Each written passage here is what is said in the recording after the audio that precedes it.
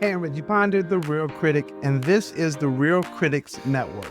I'm Reggie Ponder, the Real Critic, and I'm happy to be here with my host, Katia Woods. Katia and I are not in the same location or not actually doing that face to face this time, but that's all right because we are still going to bring you the stuff you want to hear about and the things that people are talking about. And I'm going to just jump right into it. Our first segment is called, Hmm, what's on my mind? All right, so I'm gonna start first. And what's on my mind is the 2025 Grammys were fantastic. They just couldn't have been better. So once you take Trevor Noah, he kept the night lively. He got that quick wit and that effortless engagement, making some of them kind of complex moments feel natural and entertaining. He's walking through the crowd, he's mentioning different people, but he, at least in my opinion, he expertly balanced the humor and sincerity, going from uh, talking to the audience with these big celebrations to some heartfelt tributes. So kudos to Trevor Noah. They just should just keep him. He's the guy. I also felt that they had some explosive performances, and they had a lot of those. But the two that I want to mention is Doechii. She delivered a stunning high energy set, and it really did solidify her as one of the most dynamic new voices in hip hop. So I gotta admit that I didn't really know who Doechii was. And my daughters were like, "You don't know who Doechii is? This album that she got is all of that." I think it's like Alligator Bites Don't Heal or something like that. And I listened to a couple of the songs and she hot. She hot. She bringing the heat on that. I always like, because I'm an old head, I always like to see the old heads out there. And I love the Stevie Wonder paid tribute to the legends with a soulful melody that really had the entire audience on their feet. But what do you expect from Stevie Wonder? Overall, I felt that the Grammy struck a really great tone from being celebratory, but also recognizing the tragedy and the hard times ahead. There was a few moving tributes to the victims of the California wildfires, honoring the lives lost, while also showcasing music's power to heal. It's a long road, and it was tough to be able to kind of thread that needle. And I think that the Grammys did a really good job with that. And many of the artists used their platforms for social causes, and I felt that that was good as well. As important to it all, striking the right tone and everything, it raised a lot of money. The Grammys raised over $9 million for Music Cares and is supporting musicians in need with health and financial assistance. And that is so important because a number of the performers or people at the Grammys had their houses themselves destroyed. So it's really a great way for everybody to come together. I like that a lot. And then you gotta mention the historic wins. And there were a number of them, but there were two, maybe three that I gotta mention. The first one is that, Beyonce made history with Cowboy Carter. She won the best country album, making her the first black artist to win in that category. Now, that right there, and she got her award from Taylor Swift. This it's really interesting. I think that was a nice moment, but it's really interesting because I was looking at the Hollywood Reporter, and it was saying one of the headlines was something like Taylor Swift got had a big night and Beyonce. What did Taylor Swift do other than give an award and dance and be out there with Jay Z? I didn't really understand that title at all. And then I read the article, and the article had nothing to do with Taylor Swift. But we know what they were trying to do is make sure that people read the article. But anyway, then Beyonce finally won Album of the Year, and she was more surprised with the country. I think the country album than anything, but she was, I guess, heartfelt or maybe even relieved that she won Album of the Year. So kudos to her. And then uh, I gotta go back to Doechii. Alligators, alligator bites never heal It won Best Rap Album, making her only the third woman to win in that category after Lauryn Hill and Cardi B. She had a very heartfelt speech about being yourself and trusting in yourself and believing in yourself. Man, I really felt for that young lady. So that's it for me. I know I went on and on and on, but the Grammys did it right, man. They did a really good. Well, for my part of this week's Real Critics, my aha moment is also the Grammys. I thought the Grammys for years have been doing a way better job than the Oscars and some of those other awards. They really know how to tie in the legends with the next generation. My favorite segment was the best new artist. First of all, Ray is amazing. She's an English artist, and you should absolutely listen to her project. Reggie already talked about Doechii, who is bananas, like insanely good. And then you have, Teddy Sims and Shabuzi, and it's just Chaperone. It was just really, really done well. The musicianship, everybody sounded like freaking amazing, and it's all different genres. The other part is the CMAs again right now because Beyonce won for Best Country Album. And I just want to dive into that a little bit.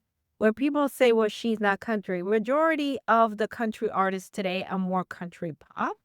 They are not doing traditional, what is called traditional country music. They don't sound like Loretta Lynn or Dolly Parton or Tammy Wynette. They are, so many of the country artists are all the way over on the pop chart. So I think it's very disingenuous when they're always like, well, this isn't country, this isn't that. Country music doesn't sound like country music. So what are we talking about? And why I think Cowboy Carter, why I was happy that she finally won Album of the Year. She should have won for Lemonade. And I love Adele. But it's kind of like, when Leonardo DiCaprio won for The Reverend when he should have won for The Departed and a bunch of other movies. But you know what? The point still is that she is the most influential, most diverse artist, modern pop artist in this decade. And I think it is absolutely shameful that it took this long for her to finally get her flowers. I mean, what more can Beyonce do? You know what I mean? And all the people talking about the writers. I think that in this particular case, she used samples of Black country artists, and she also brought exposure to current Black country artists. So her winning, they also get accolades. They also get a portion of this prize. So I do think it's a little bit different, and she was very intentional about making sure that certain people get their flowers that didn't get their flowers previously. Moving on, again, I think the Grammys did an amazing job. All right, now we're going to move into our movie area. And again, I'm going to start first because this week's movie is the movie Love Hurts. All right.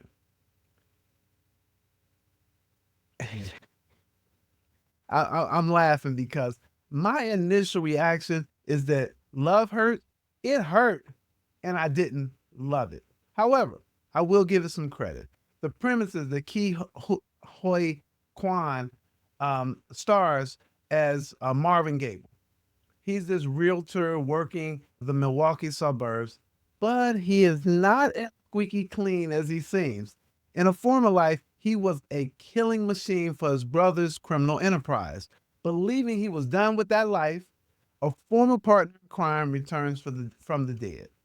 Gable was supposed to have, what had happened was Gable was supposed to have killed Rose, played by Ariana DeBose, but instead he faked her death, or they faked her death. And she's supposed to just stay away and not worry about anything. But she returns, and her return unleashes the wrath of his brother and the entire criminal organization. And that's where the hurt comes in. The love comes in partly between Gable and Rose, and also sprinkle in with some of the other characters. So you got some love. But so here are the things that I liked about the film. The title is very appropriate. Gable must endure a whole lot of hurt to prove and profess his love for Rose. And I mean a whole lot of hurt. That leads to my second point, which is the fight scenes are quite intricate and I think really well done. If you are looking for action, and I don't mean the sexual kind, there are guns, blades, martial arts, and everyday utensils used as weapons. That, in my opinion, thing is that this film has its share of humor and is often tied to the theme of finding love. One of the goons is trying to patch it up with his wife. One of the hitmen finds someone who understands his poetry, and maybe there's a love connection there. And then, of course, Gable and Rose have their moments as well.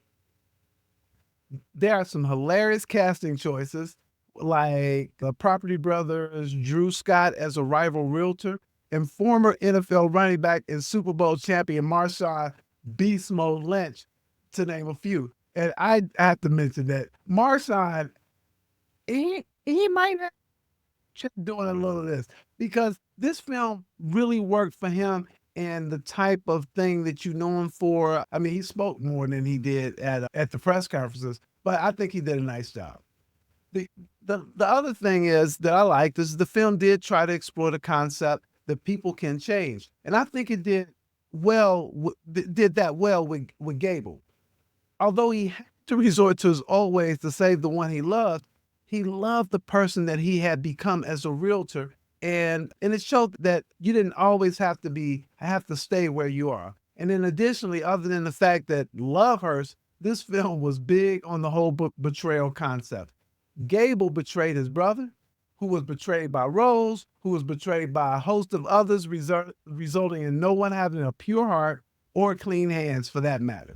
But that's a lot of things that I liked, but that doesn't mean that I need to run to the theater because there are some things that I didn't like. And here they are. The first thing is the acting, it was way exaggerated. And maybe that's what's needed to pull off this movie, but it made it hard for me to believe the scenario. The characters just were just so way over the top.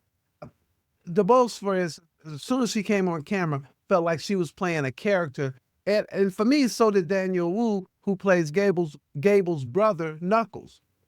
The second thing is because of the acting, in the situation, you have to suspend belief to make this Valentine touch your heart. And I just wasn't able to give it the benefit of the doubt to even accept the Valentine invitation. The third thing, it was actually a bit too gory. A few of those kills were John Wick worthy, and that is actually not a compliment because if love hurts like this, I think I'll skip the experience altogether.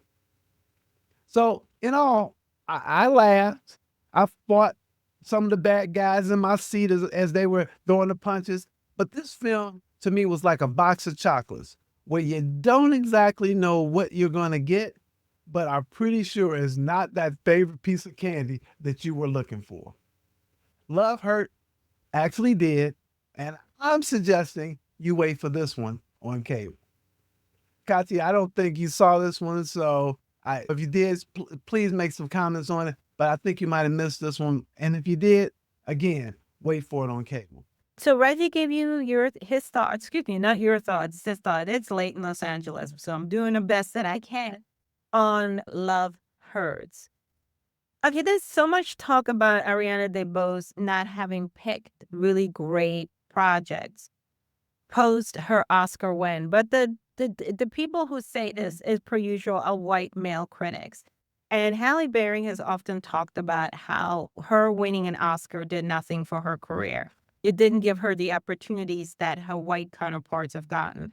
And Ariana is a triple threat. She can sing, she can act, she can dance. And unfortunately, when you are Black, and even in her case, she is Afro-Latina, Hollywood doesn't know what to do with Black women. They don't know how to create vehicles that let them be great. You maybe get one project like that a year, and Viola Davis, and there's enough to Taraji P. Henson. The work just isn't there in terms of that measures up to their talent. and then along with the paycheck. So at the end of the day, is could she maybe lean back from some of those choices and take her time? You know what I mean? And that, but we do have to ask, why is it that Hollywood seems to find work for their white counterparts, but not people of color? We have the same conversation with Jarrell Jerome, whereas it's so few and far in between, and he's an Emmy winner compared to Timothy Chalamet, who jumped from movie to movie to movie to movie. It's not that he's more talented, Jerome. It's just when you are white and you're in Hollywood, Hollywood makes a way. And it's just a conversation that they refuse to have. They always want to blame the talent, but when the opportunities aren't there, and it's easy to say create a production company. Getting back to this, I did not hate Love Hurts. You know what I mean? I thought it was campy. I thought it was fun.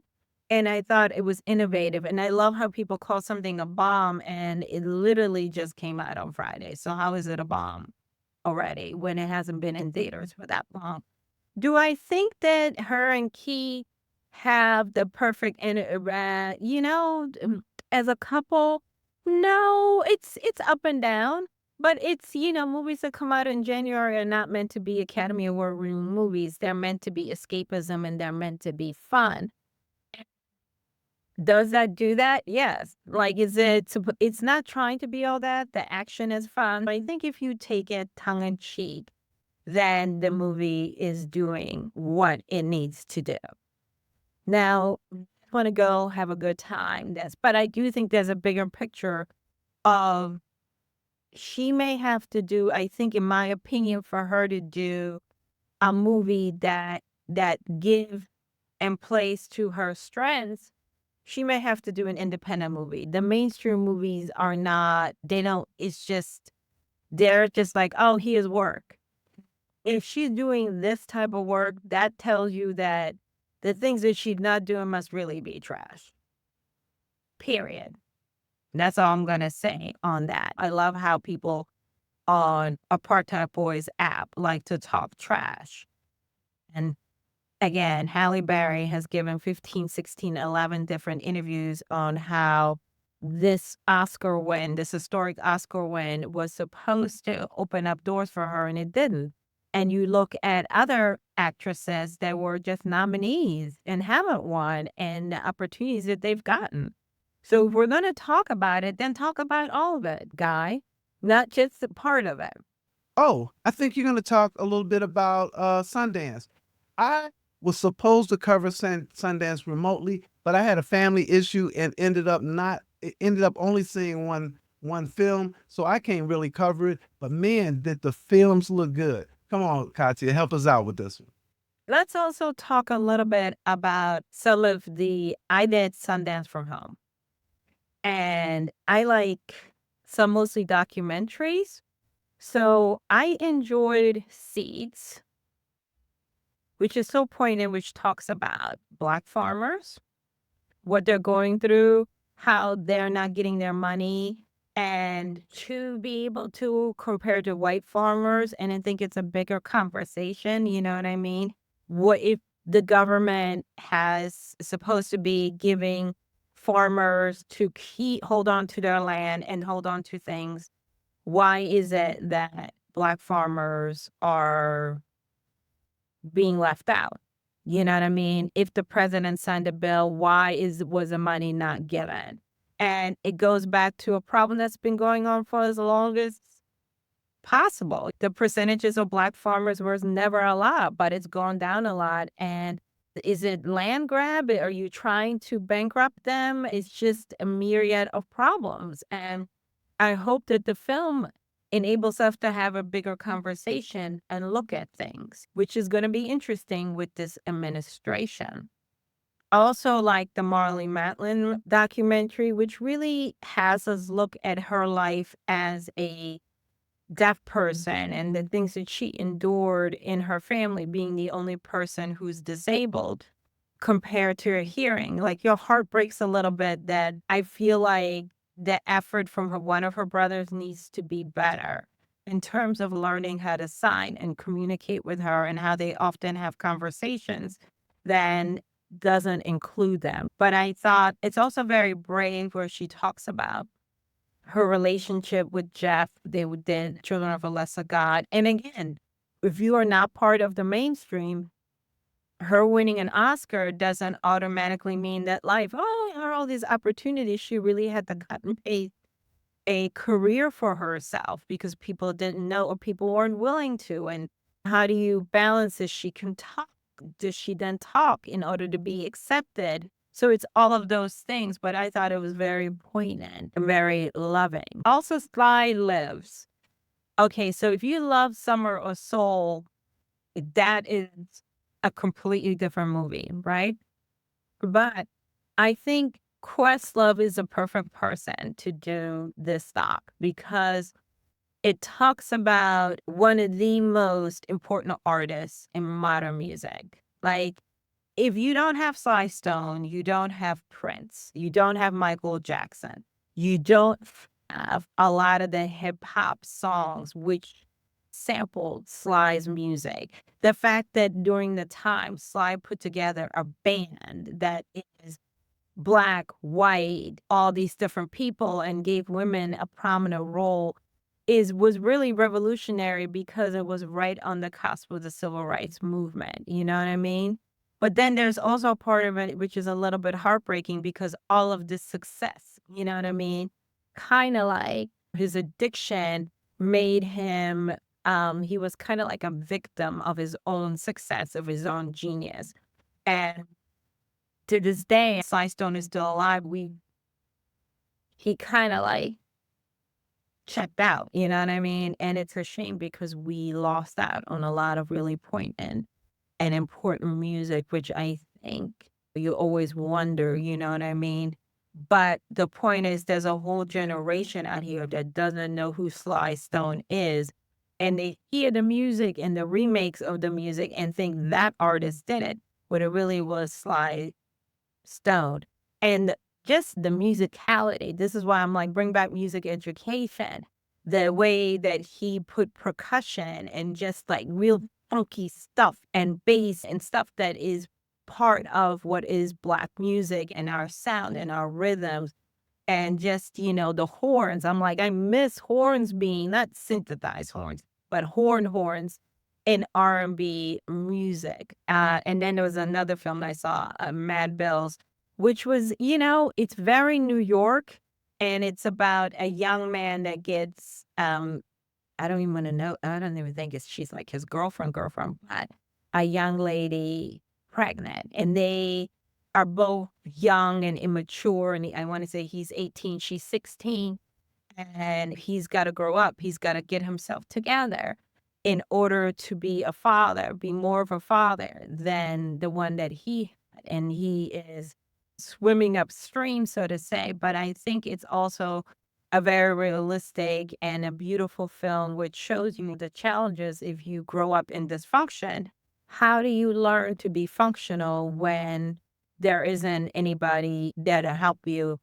And the mother is doing the best that she can. She's a single mother, and why it's important for, even if the parents aren't together, to be there to help guide and to push you forward. So that is like what I saw that I really, really enjoyed. All right, so that's the lowdown on Sundance. I'm hoping next time to actually go to Sundance and have a really good time. But I'm moving to our final segment, which is called Rant and Rave. And I got something on my mind that, well, that was the other segment, but there's something I want to rant about that Katya is not going to be happy about. It's really about the Super Bowl. The Kansas City Chiefs, I'm sorry, Katya, will win. And here are two of the key reasons. First, it's Patrick Mahomes. Let me, did I say that? First, it's Patrick Mahomes. He has playoff experience and he is clutch. I mean, it doesn't matter whether the game is 1 point, 2 points, 3. It seems that Mahomes has proven time and time again that he delivers in big moments. His ability to extend plays, read defenses, and make key throws under pressure gives the Chiefs a major advantage, and especially in close games. Uh, You cannot bet against Patrick Mahomes. What's talking about? Fly, Eagles, fly. I think your wings are going to get clipped. This thing is, the reason I think the Chiefs are going to win is because they really do have elite defense. They step up. Their defense has been dominant this season, particularly in shutting down top offenses. Their ability to pressure the quarterback is going to be a big problem for Jalen Hurts. Oh, did we talk about Love Hurts? Well, maybe Jalen Hurts on this one. And they're going to force some turnovers, and that could be key to slowing down the Eagles' offense. But I know, it would not be good if I talked about why I think the Chiefs will win without talking about why I think the Philadelphia Eagles will lose. The first one, I like him. I like Jalen Hurts. This is not me. Well, it is me hating on him. Anyway, his play is inconsistent. He has struggled at times with accuracy and decision making, particularly against strong defensive units. If the Chiefs force him into uncomfortable situations, which we have seen happen in other games, the Eagles' offense could stall, and it has stalled. And people look, there's a big difference between Hurts and Mahomes. Mahomes seems to be able to pull it out at all times. Hurts actually really, really does need Saquon Barkley, but I'm not really sure Saquon is going to be able to help you. All right. So my second reason, offensive line struggles against pressure. While the Eagles have a solid offensive line, the Chiefs pass rush, come on. You talking about Chris Jones? I think it's going to create a lot of problems. And if Hurts is pressured consistently, it will limit his effectiveness. They won't be able to pass as well. And it will also impact the rushing attack because that means that Hurts will have to make these decisions quickly. And sometimes he is not quick, if you know what I mean. And defensive vulnerabilities in the secondary. The Eagles secondary, excuse me, has been exposed multiple times this season, especially against elite quarterbacks. And let me think, is there an elite quarterback playing in this game? Yeah, it's Patrick Mahomes. Mahomes with his weapons, the Chiefs will be able to exploit these weaknesses and put up big plays. I I don't know what to say other than to say that I don't think Saquon Barkley is going to be the savior here because they're going to generate significant pressure, which will force Barkley to hit these tight holes, which he has done, but he's not going to get these big plays against the Chiefs like he did these other teams because they're strong at preventing those big games. And they've done well against teams that feature a strong run game. Now, I wish I was like on one of them NFL shows because I think I got my facts together and everything. But that's okay because I put some stats together for this, but I'm not going to go through all that. But their linebackers, especially Nick Bolton, are excellent at filling gaps and stopping running backs at or near the line of scrimmage, making Barkley's job harder. That's my argument. That's not even my argument. That is the truth. We will be celebrating a Chiefs three-peat. I'm sorry, Pat Riley, because I know I think you trademarked that. But we will be celebrating the Chiefs winning 3 championships in a row and Philly going back to the drawing board once again. All right, Katya, I'm giving it to you. I know you're gonna be like Eagles this and Eagles that, but go ahead. As you know, I am from the Philadelphia area, and my Philadelphia Eagles are playing the Kansas City Chiefs. Now, everybody's picking the Chiefs, and we don't care because, again, we like us. But I think this Eagles team is different than the Eagles team that went and played them from 2 years ago. It's extremely difficult to treat me. Why I feel like the Kansas City Chiefs are going to be a tough opponent, I disagree with Reggie about the secondary. I think these rookies have been freaking amazing. I also think the defense, Jalen Carter, all the Georgia Bulldogs have been freaking amazing. I think the pain of losing, I also think this team is also together. They're very close, and this run that they've put together has been great. And all this talk about Jalen Hurts not being a leader and all these other quarterbacks, here's what I know. Josh Allen's supposed to be all that, but he can get the Bills to have a better record than the Chiefs, and he can't get the Bills to beat the Chiefs to end up in the Super Bowl. All this yardage, smartage, and everything, but the Bills have not been in the Super Bowl. They have similar stats, him and Jalen, but Jalen, this is his second time taking the Eagles to the Super Bowl. Or Josh Allen, as they say, is in Cancun. Bless his heart. Here's the X factor. As my friend over there said, Father, Son, and Holy Saquon Barkley. There's something really amazing going on with this young man. And it's like he took all of this nonsense that the Giants, and thank you to the Giants, said about him.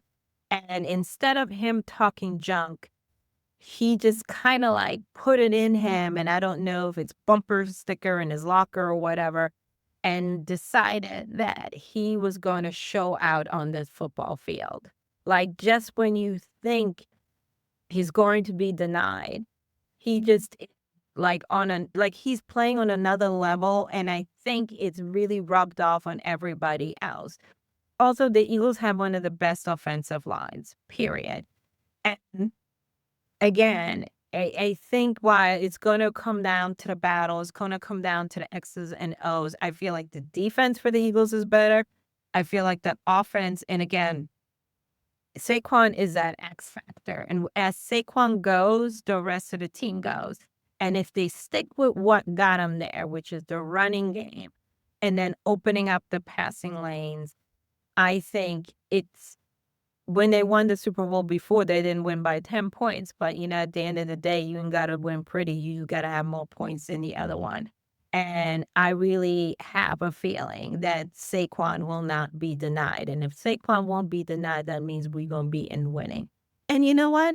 I hope it does end up this way, because I do feel like a lot of people really misjudge Jalen. And what I love about him is he doesn't let other people's opinions of him define him. The man is not even 28 years old, and they're like, well, is he a Hall of Fame quarterback? Blah, blah, blah, blah, blah, blah.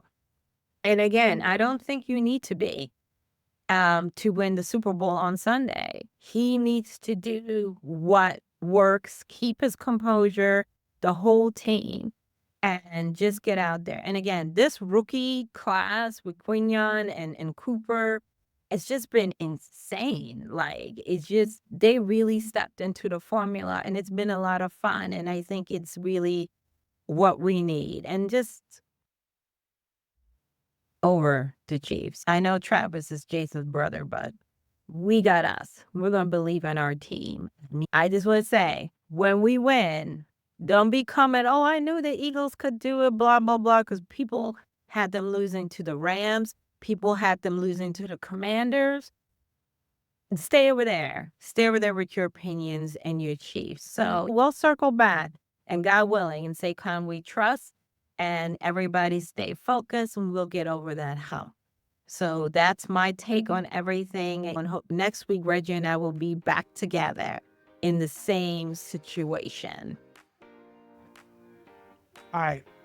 Because I had my say, I'm not going to say anything about what Tati just said in terms of supporting her Eagles. But we will see, because the game is right upon us. I'm Reggie Ponder, the Real Critic.